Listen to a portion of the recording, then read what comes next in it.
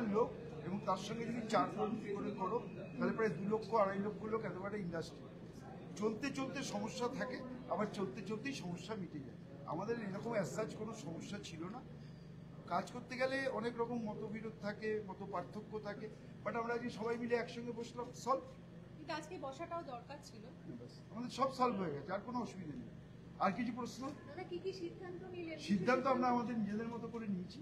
আমাদের ঘরের সিদ্ধান্ত তো বাইরে বলা যায় না, কিন্তু আমরা যে উদ্দেশ্য নিয়ে বসেছিলাম সেটাই। আমরা সবাই চাই যে যেভাবে বাংলা ভাষাকে নিয়ে আজকে বাংলা ভাষাকে গলা টিপে মারার একটা চেষ্টা হচ্ছে, আমাদের মাননীয় মুখ্যমন্ত্রী আর একটা ভাষা আন্দোলন চালু করেছে সর্বত্র।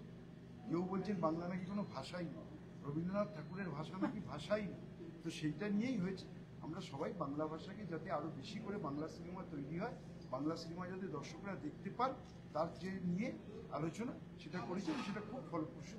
আর অরূপদাকে ধন্যবাদ। দক্ষিণ ভারতের ক্ষেত্রে এই ভাষা নিয়ে যে সমস্যাটা তৈরি হচ্ছে সিনেমার ক্ষেত্রে সেটা হয়, বাংলার ক্ষেত্রে সেটা হচ্ছে। আমরা সেগুলো নিয়ে আজকে ডিটেলস আলোচনা করেছি এবং আমরা এইটুকু বলতে পারি বাংলায় বাংলা সিনেমাই প্রাধান্য পাবে।